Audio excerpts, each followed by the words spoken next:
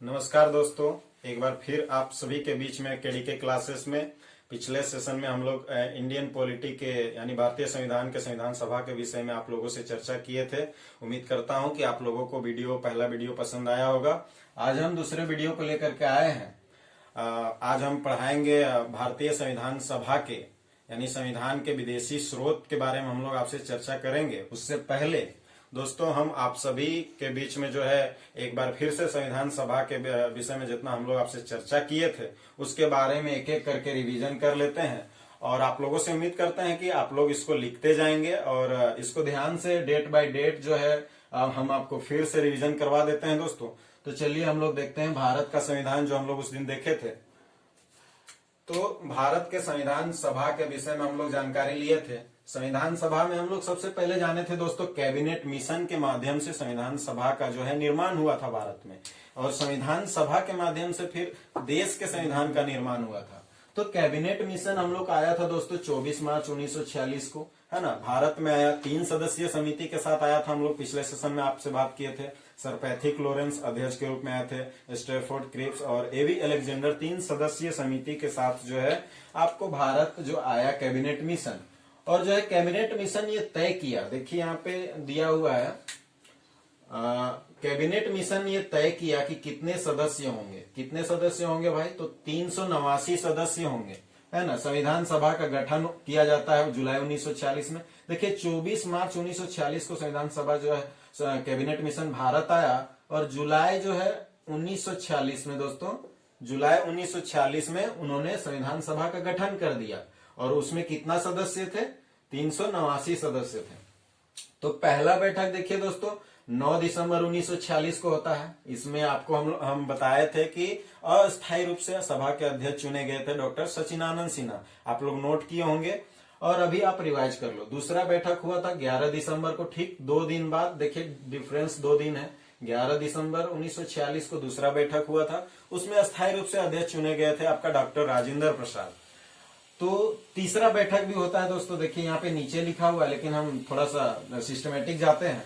आपका ये जो सदस्य थे 389 सदस्य जो यहाँ पे दिख रहा है, ये जो है समुदाय के आधार पर इनको बांटा गया था। सामान्य वर्ग, है ना, जनरल कैटेगरी, सिख और मुस्लिम, ये 3 वर्ग में बांटा गया था, है ना। उसके बाद क्या होता है कि विभाजन के बाद विभाजन हो जाता है भारत का, है ना। भारत और पाकिस्तान के रूप में दो जगह विभाजन हो जाता है। तो विभाजन के बाद संविधान सभा में कितने सदस्य काम कर रहे थे?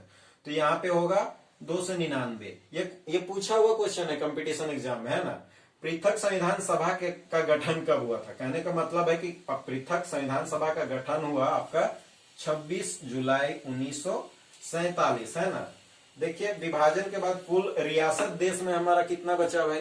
तो विभाजन के बाद हमारा कुल रियासत 562 बचा। संविधान सभा में हैदराबाद रियासत का प्रतिनिधि लोग भाग नहीं लिए थे, ये फैक्ट है और ये क्वेश्चन भी हमारा एग्जामिनेशन में आते रहता है।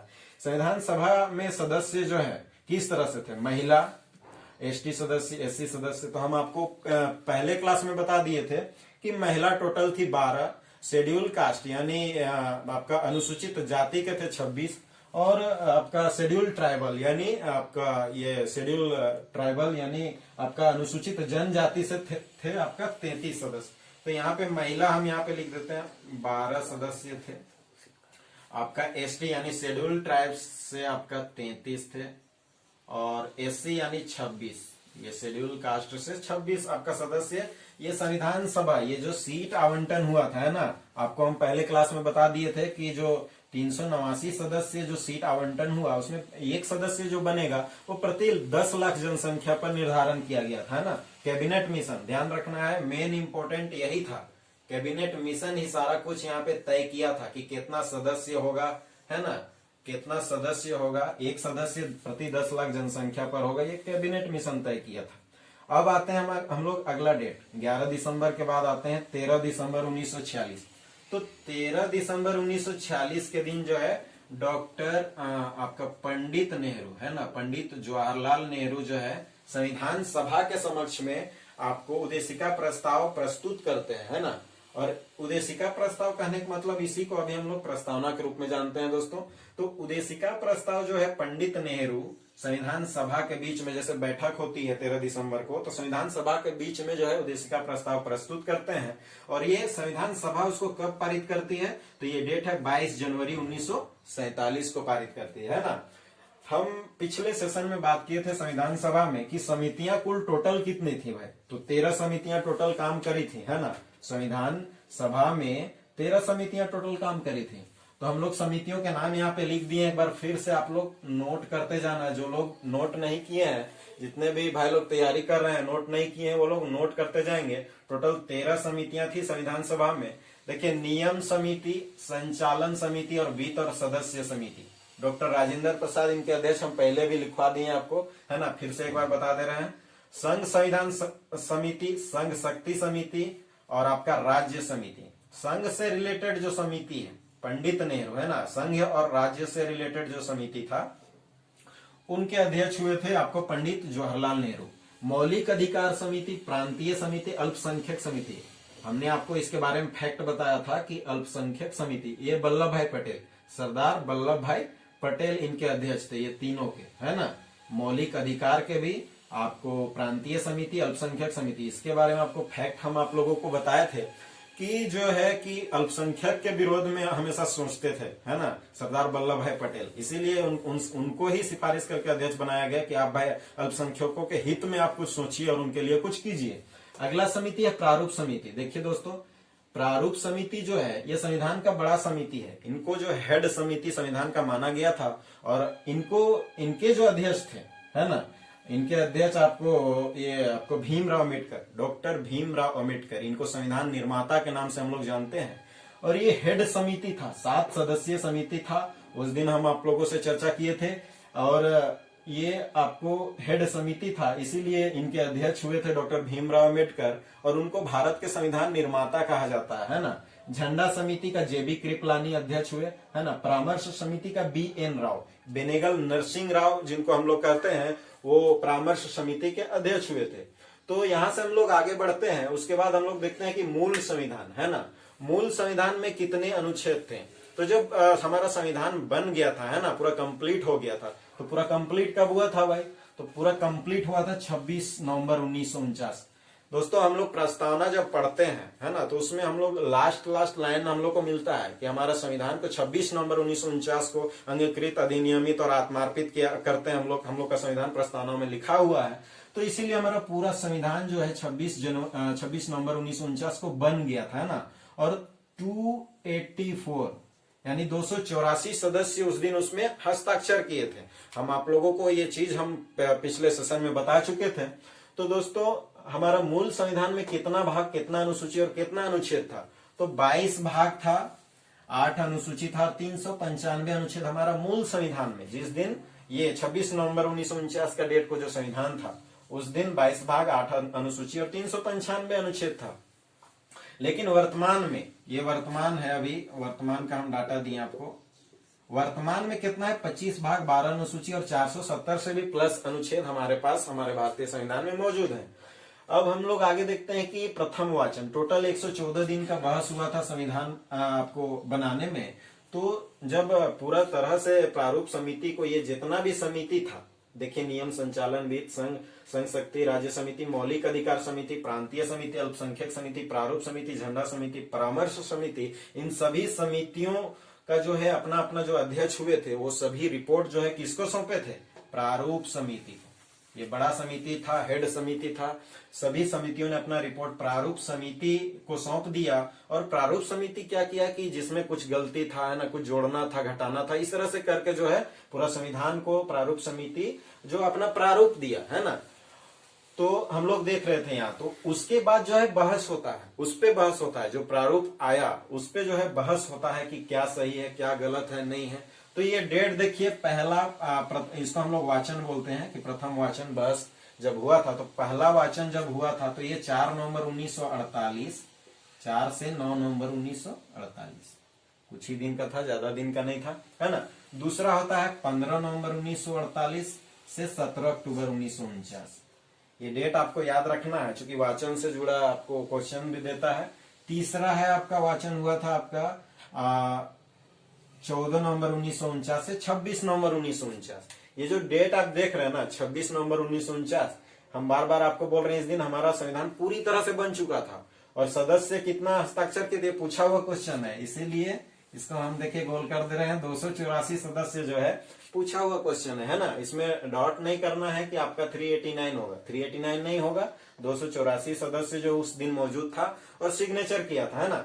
तो हमारा संविधान को लागू कब किया गया? बन तो मेरा गया था 26 नवंबर 1949 को, उस दिन हम बताए थे पहले सेशन में आपको। आज हम ये फैक्ट आपको फिर से बता दे रहे हैं कि 26 नवंबर जो है 1949 को जो संविधान पूरा तरह से बन गया था, तो क्या हुआ था कि नवंबर, दिसंबर, जनवरी यानी आपका करीब करीब 2 महीना आप समझ लीजिए, 2 महीना के बाद यानी 26 जनवरी 1950 को हमारा संविधान जो है भारत देश में लागू किया गया, है ना। तो यहां से हम लोग 1-2 क्वेश्चन और देखते हैं। ये जो 26 नवंबर डेट है ना दोस्तों, ये संविधान दिवस के रूप में मनाया जाता है। हम आपको यहाँ पे लिख देते हैं संविधान दिवस, है ना, दिवस, संविधान दिवस के रूप में 26 नवंबर का डेट को हम लोग मनाते हैं। ये क्वेश्चन आते रहता है। 26 जनवरी तक का हम लोग आखिरी देखे थे। आप लोग अगर हमारा पहला वीडियो देखे होंगे तो ये डेट तक हम खत्म किए थे लाके। इसमें एक चीज और फैक्ट बताए थे कि क्या हुआ था कि 26 जनवरी 1950 को हमारा संविधान लागू हुआ था, है ना। लेकिन ठीक 2 दिन पहले एक बैठक हुआ था 24 जनवरी को। ये जो 26 जनवरी है ना, इससे ठीक 2 दिन पहले हुआ था 24 जनवरी को बैठक हुआ था 1950। तो ये जो 24 जनवरी का डेट है ना, तो इसी दिन, है ना, अंतिम बैठक इसको कहा जाता है संविधान सभा का। ध्यान रखना है, अंतिम बैठक, अंतिम बैठक संविधान सभा का इसको माना जाता है इस डेट में, है ना। तो इस दिन क्या हुआ था कि डॉक्टर राजेंद्र प्रसाद भारत के प्रथम राष्ट्रपति चुने गए थे और उनका कार्यकाल इस तरह से था। देखिए, इस दिन तो राष्ट्रपति चुने ही गए थे, शपथ भी लिए थे। आम चुनाव 52 में होता है। ये जो ईस्वी जो हम लोग देख रहे हैं ना 1950, 1952 में भी आम चुनाव होता है ना। आपका 1952 में, 1957 में, तो ये राष्ट्रपति जो चुने गए और एक बार 50 में, तो ये 3 बार शपथ, 2 बार का कार्यकाल है। देखिए, 2 बार का ही कार्यकाल गिनाता है, लेकिन शपथ 3 बार लिए थे। ये फैक्ट हम लोग इसमें जानते हैं और इस चीज को हम लोग याद रखेंगे। मजा आएगा, धीरे धीरे हम लोग क्लास आगे बढ़ाएंगे, है ना। तो 52 में, 57 में और 50 में 3 बार शपथ लिए थे। और चूंकि राष्ट्रपति का सेशन हम लेंगे तो ये स्पेशल हो जाते हैं, क्योंकि भारत के पहले राष्ट्रपति थे और लगातार 2 बार राष्ट्रपति बने, है ना। कोई चीज लगातार होती है तो वो आपको लोकप्रियता उसका बढ़ जाता है। तो इसके विषय में हम आगे जानेंगे। तो इस डेट तक हम लोग देखे थे दोस्तों, है ना, कि आपका 26 जनवरी 1950 और 24 जनवरी 1950 का डेट को। अच्छा, एक चीज और हम उस दिन बताए थे कि 24 जनवरी 1950 का जो डेट है, इस दिन राष्ट्रगान को अपनाया गया था। किसको अपनाया गया था? राष्ट्रगान, हमारा देश का जो है अपनाया गया था। राष्ट्रगान है ना, जन गण मन, तो ये जो है उसको अपनाया गया था। उस दिन गाया भी गया था, समझ लीजिए, है ना। तो चलिए दोस्तों, यहाँ तक हम लोग संविधान सभा के विषय में जो है जान गए, रिवाइज हम लोग कर लिए। अब आगे हम लोग देखते हैं संविधान सभा के विदेशी स्रोत, है ना। क्या क्या हम लोग किस देश से, किस विदेशी देश से हम लोग क्या क्या संविधान में हमारा अनुकरण किया गया है आपका संविधान बनाने वालों के द्वारा। तो चलिए हम आगे देखते हैं और इसको हम मिटा देते हैं। आप लोग अगर चाहते हैं तो इसका स्क्रीनशॉट ले लीजिए, है ना। आप लोग स्क्रीनशॉट ले सकते हैं, इसको हम मिटा करके। तो दोस्तों, हम लोग पहले जो है संविधान सभा के विषय में हम लोग जानकारी ले लिए। अब हम लोग चलते हैं संविधान सभा के, यानी आपका भारतीय संविधान के विदेशी स्रोत क्या क्या थे, कहाँ कहाँ से जो है मंगाया गया, कहाँ कहाँ से हमारे संविधान में चीजें ली गई, अनुकरण किया गया, जोड़ा गया हमारे संविधान सभा के जो सदस्य थे उन लोगों के द्वारा, है ना। तो हम लोग चर्चा आगे करते हैं भारतीय संविधान के एक महत्वपूर्ण सेशन हम लोग ले रहे हैं। भारतीय संविधान सभा के, भारतीय संविधान के विदेशी स्रोत के बारे में हम लोग जानेंगे। तो भारतीय संविधान के विदेशी स्रोत, है ना। तो सबसे पहले हम लोग देखते हैं भारत का अपना भारत शासन अधिनियम 1935, जिसको संविधान का ब्लूप्रिंट यानी संविधान का इसको हम लोग प्रमुख भाग हम लोग कह सकते हैं। आपका 1935 का भारत शासन अधिनियम, इसको संविधान का ब्लूप्रिंट कहा जाता है। आपको क्वेश्चंस कंपटीशंस में देता है कि संविधान का प्रमुख आपका भाग या आपको संविधान का ब्लूप्रिंट किसको कहा जाता है, तो 1935 का भारत शासन अधिनियम होगा। अब हम लोग देखते हैं कि किस किस देश से हम लोगों के संविधान में अनुकरण किया गया है, चीजें कहां से आई हैं। तो सबसे पहले हम लोग देखते हैं ब्रिटेन, है ना। ब्रिटेन से भारतीय संविधान में क्या क्या सब्जेक्ट लिया गया है, तो संसदीय व्यवस्था, है ना। संसदीय व्यवस्था हम लोग देखते हैं, भारत जो है आपका द्विसदनीय है ना। एक है आपका उच्च सदन, एक है निम्न सदन, जिसको हम लोग साधारण नाम से लोकसभा और राज्यसभा के बारे में जानते हैं। तो ये संसदीय व्यवस्था जो है ये ब्रिटेन से लिया गया है ना। एकल नागरिकता, एकल नागरिकता हम लोग नागरिकता पढ़ेंगे भाग 2 में, अनुच्छेद 5 से 11 में पढ़ेंगे। नागरिकता हम लोग को लिया गया ब्रिटेन से, है ना। अब देखिए मंत्रिमंडल की व्यवस्था, संसद है आपको, लोकसभा है तो मंत्रिमंडल भी होगा, है ना। तो मंत्रिमंडल की व्यवस्था जो है वो भी ब्रिटेन से लिया गया है। आपका देखेंगे राष्ट्रपति, है ना, राष्ट्र प्रधान के रूप में राष्ट्रपति लिया गया है ब्रिटेन से, है ना। आपको विधि का शासन, है ना, राष्ट्रपति भी हम लोग देखेंगे, उसका अलग सेशन रहेगा। विधि का शासन, ये सभी चीजें देखिए, संसदीय व्यवस्था, एकल नागरिकता, मंत्रिमंडल की व्यवस्था, है ना, राष्ट्र प्रधान के रूप में राष्ट्रपति, विधि का शासन, ये सभी चीजें हैं जो ब्रिटेन से लिया गया है हमारे संविधान में। ठीक है दोस्तों, तो एक चीज आप लोग नोट बनाते जाना और इस चीज को बार बार लिख करके जो है अभ्यास करना, ताकि आपको हमेशा दिमाग में घुस जाए। और आप कोई भी आप कंपटीशन एग्जाम में बैठोगे तो मल्टीपल चॉइस क्वेश्चन रहेगा ना, तो उस समय आप तुरंत एकदम टिक मार दोगे, है ना। तो दूसरा देश हम लोग बात करते हैं यूएसए, है ना, यूएसए, संयुक्त राज्य अमेरिका। तो संयुक्त राज्य अमेरिका से हम लोग अच्छा चीज लिए हैं। देखिए मौलिक अधिकार, जो भारत के संविधान जो है मौलिक अधिकार देता है लोगों को, है ना। जो उनका मौलिक अधिकार होता है, जन्मजात अधिकार जिसको हम लोग बोल सकते हैं, कोई व्यक्ति जन्म लेता है तो उसके साथ ही उसको भारत का मौलिक अधिकार मिल जाता है ना।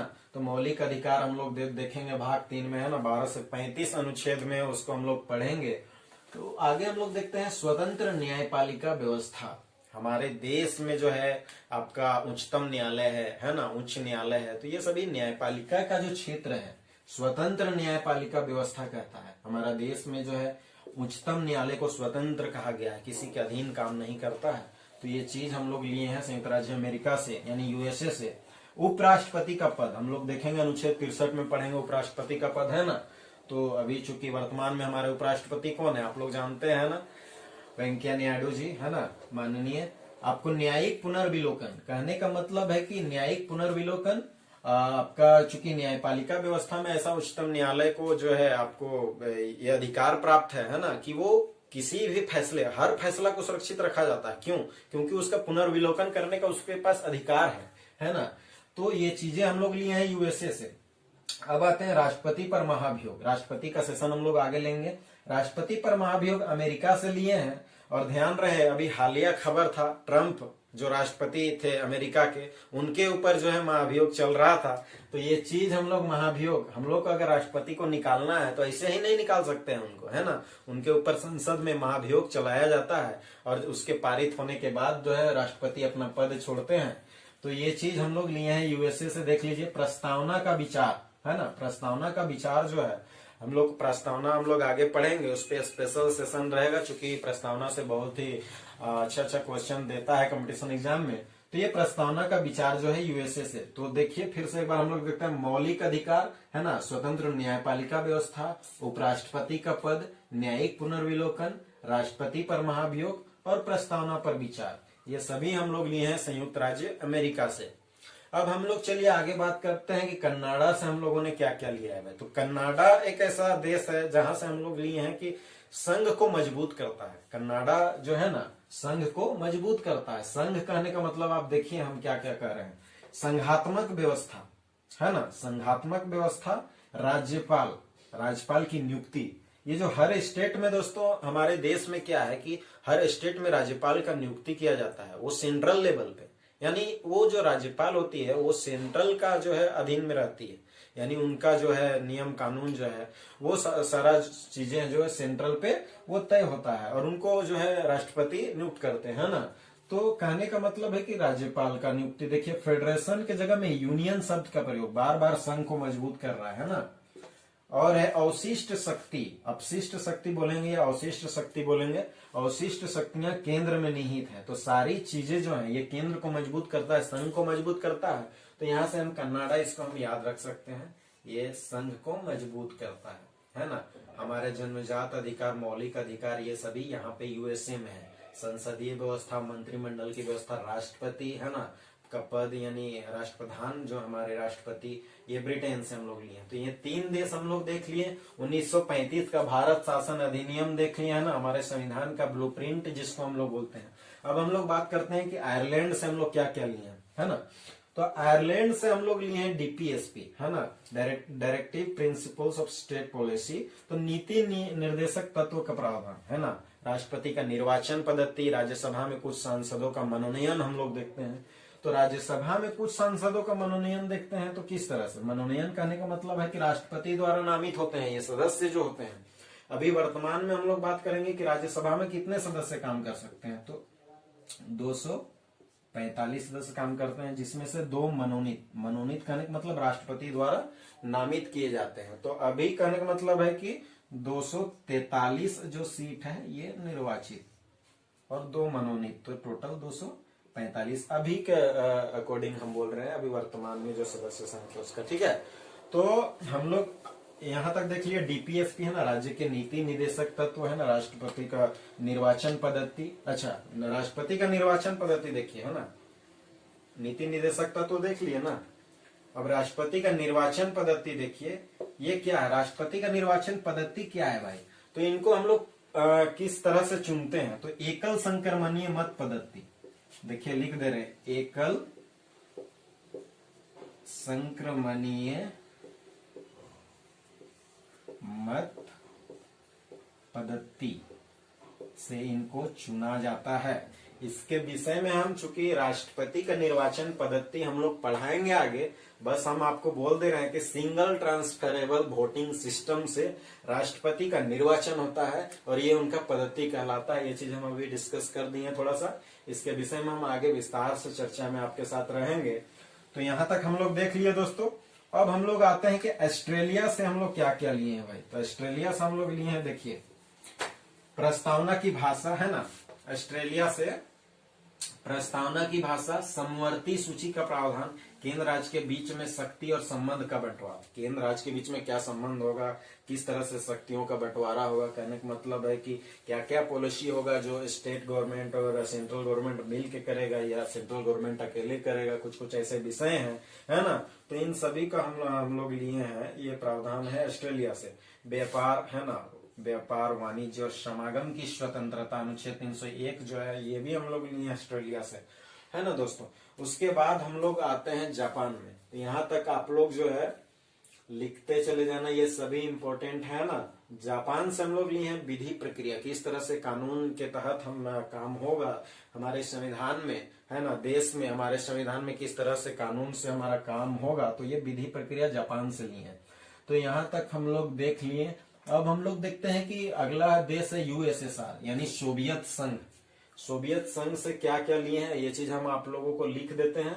पहले आप इसको जो है एक बार आप स्क्रीनशॉट ले लो, आप लिख लेना है ना, और लिखते जाना। चूंकि सेशन बढ़ते जा रहा है, धीरे धीरे हम पूरे जो है भारत के संविधान का हर टॉपिक पे बात करेंगे, हर सेशन पे बात करेंगे, और जितना भी फैक्ट चीजें हैं इनको हम आपके बीच में रखने का काम करेंगे। और हमारा उद्देश्य यही है कि भारतीय संविधान जो है हर व्यक्ति को जानना चाहिए, चाहे वो आपका पूरा संविधान का विचारधारा ही क्यों ना हो, है ना। तो इतना तक हम लोग देख लिए। अब हम लोग 3 देश, ये प्रमुख देश थे जिनसे हम लोग संविधान, अपने भारतीय संविधान में इनसे हम लोग कुछ लिए हैं। कहने का मतलब है कि इनसे हम लोग अनुकरण किए हैं। तो ये सभी आप देख लो है ना, और इन सभी को जो है आप लिख लो। हम 3 देश और उनके विषय में चर्चा करेंगे, तो हम इसको पहले मिटा देते हैं है ना, मिटा देते हैं दोस्तों। तुरंत हम लिखेंगे, लाइन बने रहिए वीडियो में है ना। तुरंत इसको हम मिटा देते हैं। आप उम्मीद करते हैं कि आप लिखते चलेंगे, चूंकि ये आपका शानदार जो है नोट्स तैयार होगा और एक चीज और कह देते हैं कि हम बीच में एक बार जब जब मेरा सेशन खत्म होगा, 2-3 सेशन खत्म होगा, और हम आपके लिए क्वेश्चन आंसर जो है उस पे रिलेटेड जो है, चाहे संविधान सभा पे रिलेटेड हो, आपको जो है ये क्या बोलते हैं इसको, भारत का संविधान का विदेशी स्रोत के सब्जेक्ट में हो, हम सभी टॉपिक्स पर जो है क्वेश्चंस एक एक करके आपको हम या तो लाइव ले लेंगे या तो क्वेश्चंस आपको करवाएंगे, है ना। तो इससे आपको रिवीजन होते जाएगा और सारी चीजें क्लियर होती जाएंगी धीरे धीरे। अब हम लोग देखते हैं कि ये जो देश है यूएसएसआर, तो दोस्तों आगे हम लोग जानते हैं कि सोवियत संघ यूएसएसआर से हम लोग क्या क्या लिए हैं, भारतीय संविधान में क्या क्या अनुकरण किया गया है सोवियत संघ से। तो पंचवर्षीय योजनाओं का प्रावधान, देखिए पंचवर्षीय योजनाओं का प्रावधान ये सोवियत संघ से लिया गया है। मौलिक कर्तव्य देखिए, है ना, मौलिक कर्तव्य आपका हमारे संविधान में जो पढ़ते हैं हम लोग, मौलिक कर्तव्य हमारा क्या क्या है, तो ये हम लोग सोवियत संघ यूएसएसआर से लिए हैं, है ना, यूएसएसआर से। तो मौलिक कर्तव्य के विषय में हम बात करते हैं, तो मौलिक कर्तव्य को जो है आपको 42वें संवैधानिक संशोधन, है ना, ये लिख देते हैं, 42वें संवैधानिक संशोधन आपका 1976 के तहत आपको जोड़ा गया है। सरदार स्वर्ण सिंह की समिति के रिपोर्ट के आधार पर जो है मौलिक कर्तव्यों को भारतीय संविधान में जोड़ा गया था, है ना। तो उसके विषय में हम आगे चर्चा करेंगे। आप देख लो, वी द पीपल, हम भारत के लोग, है ना, हम भारत के लोग, जो इस तरह से जो है प्रस्तावना स्टार्ट होता है। तो ये कहां से लिए हैं, यूएसएसआर के चार्टर से लिए हैं, है ना, चार्टर से ये चीजें लिए। वी द पीपल, ये क्वेश्चन पूछा हुआ है, इसी चलते हम इसको यहाँ पे लिख दिए, है ना। अब हम लोग देखते हैं कि जर्मनी से हम लोग क्या क्या लिए हैं। तो जर्मनी से लिए हैं हम लोग आपातकाल, आपातकाल का प्रावधान जो है हमारे भारत में है, तो हम लोग ये जर्मनी से लिए हैं।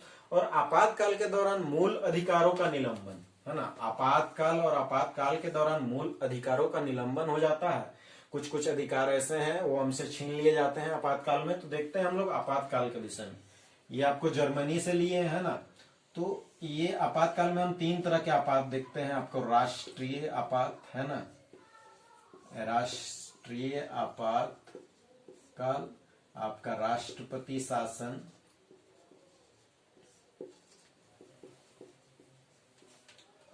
352 है, 356 राष्ट्रपति शासन, है ना, ये अनुच्छेद है ना, अनुच्छेद। और वित्तीय आपात,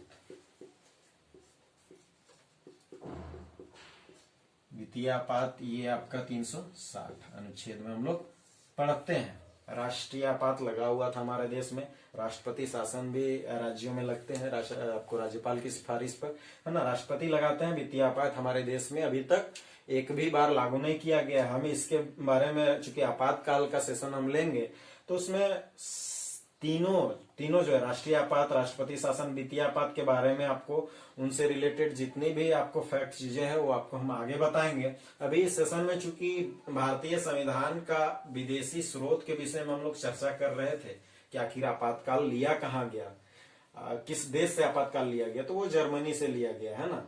तो आगे हम लोग देख लिए यहाँ पे जर्मनी, आपातकाल का प्रावधान, आपातकाल के दौरान मूल अधिकारों का निलंबन देख लिए। अब आगे देखते हैं दक्षिण अफ्रीका। तो ये जो दक्षिण अफ्रीका है, तो यहां से लिए हम लोग संविधान संशोधन की प्रक्रिया। हम लोग संविधान संशोधन कहाँ है, भाग 20 में, हमारे संविधान के भाग 20 में अनुच्छेद 368 में पढ़ते हैं, लिख देते हैं यहाँ पे, भाग 20 अनुच्छेद 368 में हम लोग संविधान संशोधन का जिक्र किया गया है। भाग 20 368 अनुच्छेद में हम लोग लिए हैं संविधान संशोधन की प्रक्रिया, जो कि आपका दक्षिण अफ्रीका का संविधान का नाम क्या है भाई, यहाँ ये भी कभी कभी पूछा था रेलवे में क्वेश्चन। तो ये आपका वीमर, है ना, दक्षिण अफ्रीका के संविधान का नाम वीमर है। और वहां से जो है हम लोग लिए हैं संविधान संशोधन की प्रक्रिया। हमारे संविधान में संशोधन की जरूरत पड़ जाती है ना, क्योंकि कभी ऐड करना हो या कोई ऐसा कानून है ना, जो आपको लग रहा है कि पब्लिक हित में गलत है, तो वो संसद जो है कानून पास करवाती है, वो आपको बिल पेश करती है और संविधान में संशोधन किया जाता है। हाल ही में संवैधानिक संशोधन हुआ है जम्मू कश्मीर और आपका लद्दाख से रिलेटेड, है ना, तो 2 केंद्र शासित प्रदेश बनाए गए हैं। तो ये संवैधानिक संशोधन से हुआ है दोस्तों, ठीक है। अगला हम लोग पढ़ते हैं फ्रांस। कि फ्रांस से हम लोग क्या क्या लिए हैं। तो फ्रांस से लिए हैं, देखिए समानता, है ना, समानता, बंधुत्व, समाजवाद की अवधारणा और गणतंत्रात्मक अवधारणा। तो ये सारी अवधारणाएं हम लोग फ्रांस से लिए हैं। और हमको लगता है कि संविधान का विदेशी स्रोत में हम लोग देख लिए जितने भी महत्वपूर्ण देश थे जो कि भारतीय संविधान में, इन सभी देशों से कुछ कुछ हम लोग अनुकरण किए हैं। हमारे संविधान सभा के जितने भी सदस्य थे उन लोगों की सहमति से जो है ये सब विभिन्न देशों से लिया गया है। तो हम लोग देख लिए, ये सेशन यहाँ पे हम लोग कंप्लीट करते हैं दोस्तों। आगे हम लोग पढ़ेंगे, है ना, आपका नागरिकता भाग 2, 5 से 11 अनुच्छेद हम लोग देखेंगे। उससे पहले हम लोग नागरिकता से पहले हम लोग देख लेंगे भाग 1 यानी संघ और उसके राज्य क्षेत्र, है ना। एक ही दिन में हमको लगता है कि वो सेशन कंप्लीट कर देंगे, 2-3 का चैप्टर, है ना। तो इस तरह से हमारे साथ आप देख लो, इसको स्क्रीनशॉट ले लो, है ना। और धीरे धीरे आपको नोट बनाते जाना है, क्योंकि एक ही बार आप सोचोगे कि हम एक ही बार पढ़ लेंगे तो ऐसा नहीं है। याद करते जाइएगा तो आप लोग के लिए आसानी होगा। जितना भी कंपटीशन एग्जाम का तैयारी कर रहे हैं भाई लोग, है ना, तो सभी कोई जो है नोट्स आप देखते जाना और वीडियो को सुनते जाना, आपको याद होते चला जाएगा। और आज का सेशन का हम अंत करते हैं। आप बने रहिएगा हमारे, है ना, यूट्यूब चैनल आपका केडीके क्लासेस में। और आपको अगर हमारा वीडियो पसंद आ रहा है तो आप इसको लाइक और सब्सक्राइब कर सकते हैं। सब्सक्राइब इसीलिए क्योंकि मैं अगर आगे वीडियो डालूंगा तो वो आपको डायरेक्टली पहुंच जाएगा। तो थैंक यू दोस्तों, नमस्कार।